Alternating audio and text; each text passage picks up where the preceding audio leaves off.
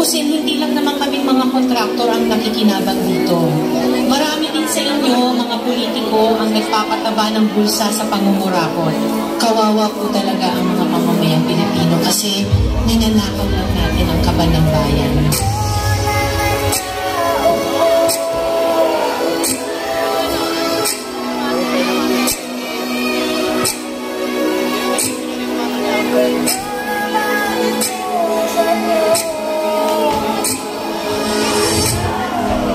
Hindi ba tayo nahiya? Ang mga mahihirap mas lalong naghihirap. Nandito pa kayo sa loob, malaking bahay at malawak na bakuran, mataas na pader, na pagbibiran, nakapilang mga mamahaling sasakyan, mga bangkay na laging bulong-bulong, wala namang kasal pero marami ang nakapagod. Lumakas man ang ulan ay walang butas ang buong mga plato, kutsara na hindi kilala ang tutong mga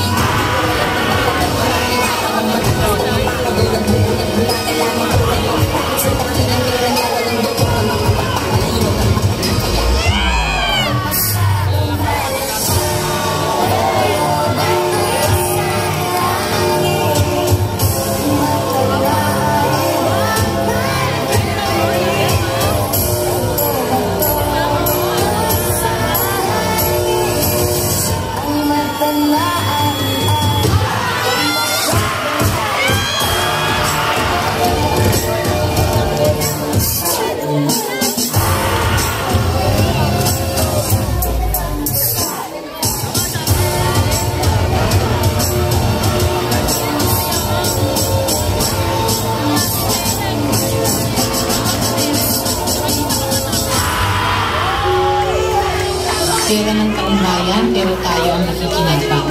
Hindi ba tayo nahiya? Ang mga mahihirap mas lalong naghihirap. Kaya tama na ang pangungurakot natin.